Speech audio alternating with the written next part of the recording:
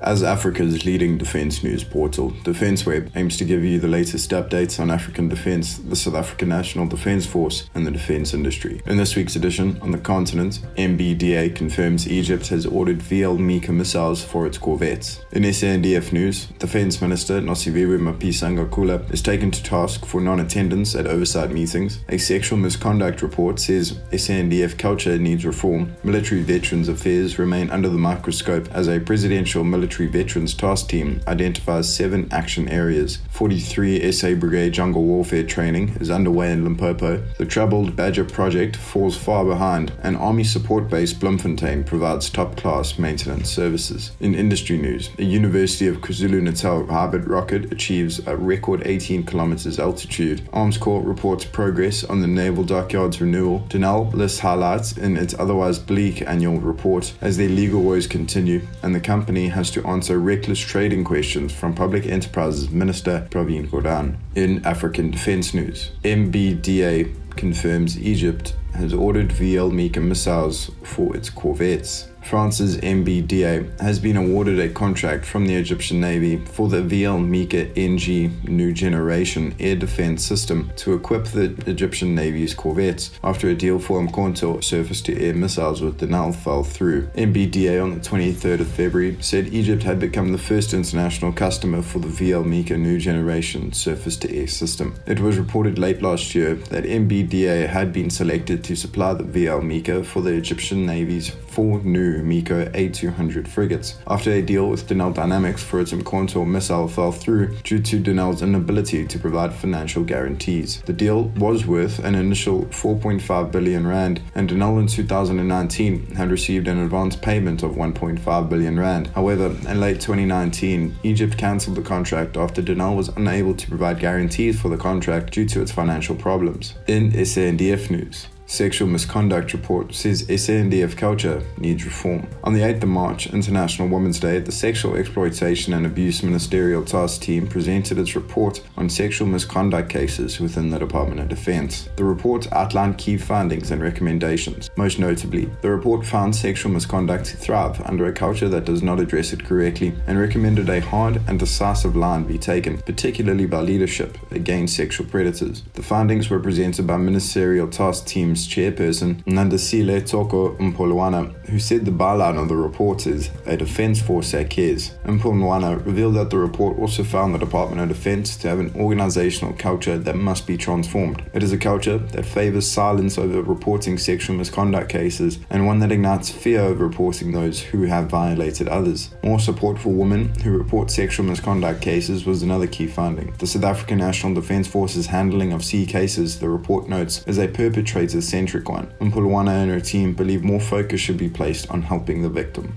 Defence Minister taken to task for non-attendance at oversight meetings. Parliament's Select Committee on Security and Justice used a briefing by retired General Derek Mgwebi, Acting Director General of the Department of Military Veterans, to wrap Minister Nosiviwe Mapisa-Nqakula over the knuckles. On the 5th of March, Mgwebi gave the Oversight Committee insight to the state of Veterans Affairs as regards benefits, compensation, and access to healthcare, housing, and education. In a statement released after the briefing, the Select Committee, under the leadership of Chair Shahida Bibi Sheikh, took Minister Nosiviwe Mapisa-Nqakula, her deputy Thabang Makwetla, and the Department of Military Veterans to task. The committee expressed its dissatisfaction with non-attendance of its meetings by the Minister and Deputy Minister, and, according to the committee, the Minister never attended its meetings during the 5th Parliament either. The committee went on to say a meeting with the Minister was crucial to inform the Minister the Department, DMV, is not making the expected meaningful impact on the military veterans, according to the statement. It continues in similar vein, calling distribution of benefits to military veterans discouraging and disgraceful. It has been 10 years since the DMV was established to look after the welfare of military veterans. The Parliament's Select Committee on Security and Justice told the DMV it is doing very little and not making an impact on people who sacrifice their lives for the attainment of the democratic dispensation enjoyed by all. Military veteran affairs remain under the microscope. The increasing level of attention given to military veterans and, in many instances, their plight is evident in both actions of the Presidency and a Parliamentary Oversight Committee. Last year, the Portfolio Committee on Defence and Military Veterans, PCDMV, undertook to follow up on the Military Veterans database. Various accounts have it this is in a shambolic state, with, in some instances, family members of veterans listed, and in others, men and women far too young to have participated in what is generally termed the liberation struggle on it, and supposedly qualifying for benefits. At the beginning of March, military veterans and management of their affairs again came under the PCDMV microscope. The PCDMV noted with concern an admission of underspending by the Department of Military Veterans, DMV,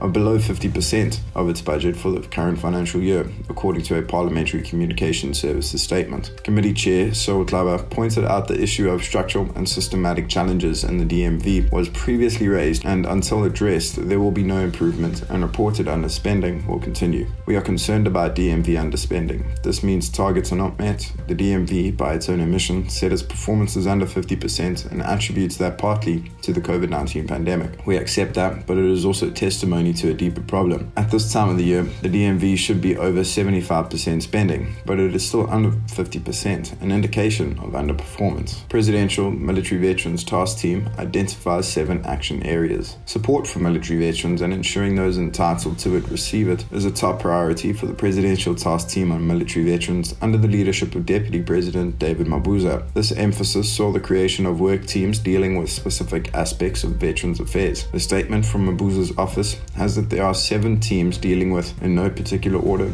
a new legislative review, an organizational redesign for the Department of Military Veterans DMV, database verification, cleansing and enhancement, socio-economic support, pension and benefits, communication and heritage, memorialization and burial support. All 7 teams reported on progress at a meeting where, in addition to the Deputy President, both the Minister Nosiviwe Mapisa-Nqakula and Deputy Minister Thabang Makwetla of Defence and Military Veterans and Acting Minister in the Presidency Kombutso Nsharveni were present. Looking ahead, Mabuza's task team will engage with provincial premiers. This is part of implementing measures emanating from its work. 43 SA Brigade Jungle Warfare Training in Limpopo. 43 SA Brigade is currently busy with jungle and urban warfare training ahead of deployment to the Democratic Republic of Congo under Operation Mistral. Training at Entebeni near Toho Yando in Limpopo started on the 22nd of February and is scheduled to finish on the 22nd of March for a motorized infantry company. It is in line with directives regarding mission readiness training or employment according to the brigade. Training is aimed at ensuring a quick reaction force is properly prepared for continental deployment as part of MINUSCO's Force Intervention Brigade in the Democratic Republic of Congo. As with past preparatory exercises and training, the current round at what is one of 2 jungle warfare training areas used by the SA Army has at its core the 43 SA Brigade motto, "Don't tell me, show me."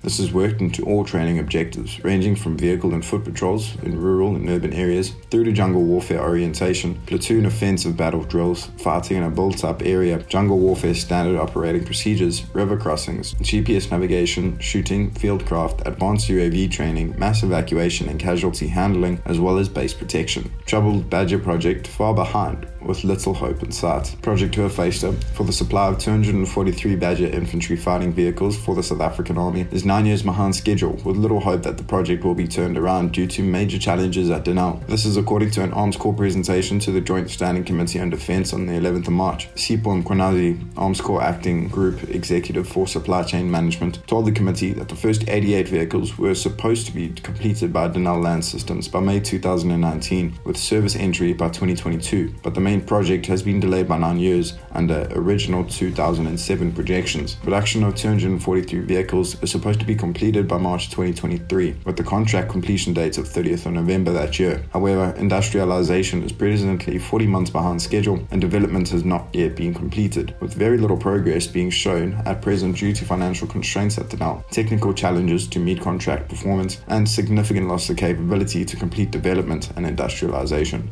Top class, maintenance and service from ASB Bloemfontein. The SA Army's heavy metal in the form of Ratel, Roycat and Olifant are brought back to operational service in the A Vehicle Repair section of Army Support Base Bloemfontein. Providing support can and is being provided locally to keep the armoured fighting vehicles serviceable. On a visit to units in and around the Free State capital, General Officer Commanding Army Support Formation, Major General Mzi Kaize Joseph Taya Halizi, praised those responsible, saying the accomplishment is in line with the support concept, proving the National Defence Force can be self-sufficient. The maintenance and repair, now done in-house, was previously outsourced. An example of the proficiency of the repair section comes from its reworking 420 components in the past 12 months of the last year. To date this year, 500 components have been repaired and are ready for collection. And in industry news, UKZN hybrid rocket achieves record 18-kilometer altitude in Overberg launch. A Phoenix 1B Mark IIR hybrid rocket developed by the University of Kwa-Zulu Natal, UKZN, and launched from the Denel Overberg test range in the Western Cape has reached an altitude of 18 kilometers, setting a new African record.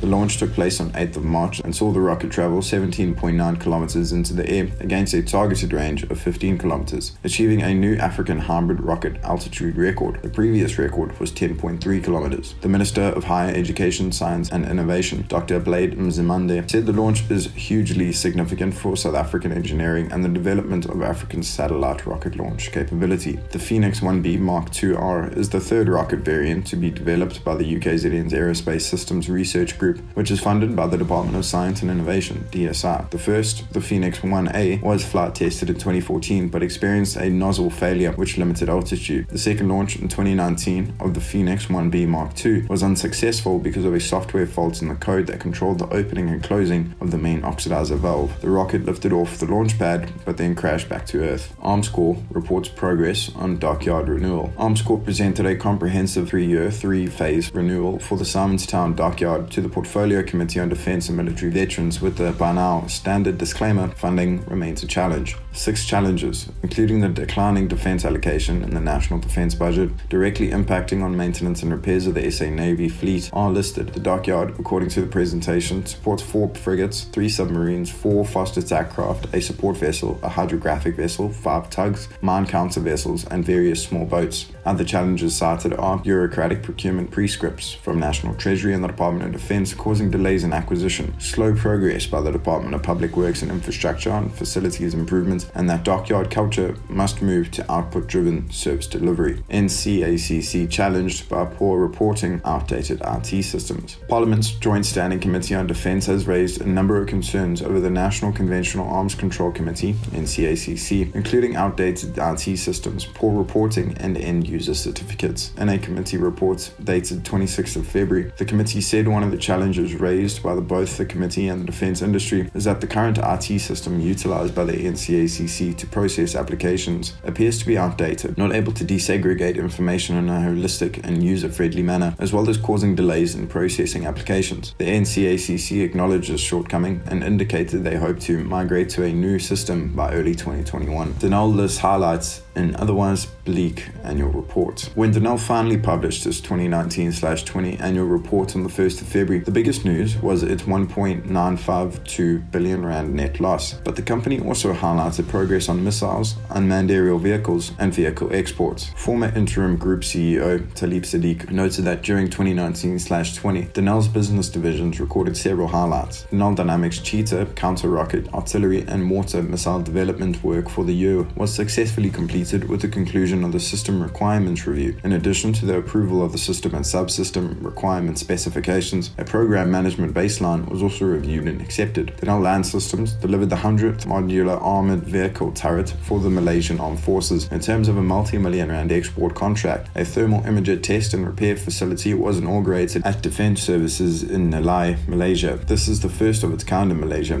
and was made possible by Denel. During the latter part of 2019, Denel Vehicle System signed a significant vehicle contract with a customer in the UAE for the manufacture of 33 RG-31 vehicles with the potential for future orders. Denel Aeronautics delivered the first 2 of 12 refurbished Cheetah fighters to Jackal International in October 2019 under Project Dragon, while Denel Dynamics acquired the interim military type certificate for its Seeker 400 unmanned aerial vehicle. The latter is in use with the end user understood to be South Africa's defence intelligence. Denel's legal woes continue. Denel has until the 23rd of July to put forward practical measures on progress in terms of a judgment pertaining to legal proceedings instituted by Trade Union United Association of SA, UASA. The West Rand-based employee representative organisation, along with Solidarity, resorted to legal action following repeated instances of Denel staff either not being paid, being short paid, and not having the necessary employer contributions made for, among others, pension and medical schemes. UASA instituted contempt of court proceedings against the ailing state-owned defence and technology conglomerate after it failed to honor outstanding contractual and statutory obligations to UASA members for May, June and July last year. The case was postponed in December to allow Denel time to file affidavits in response to UASA's non-payment allegations. Denel reckless trading questions for Minister Gordhan. Public Enterprises Minister Pravhin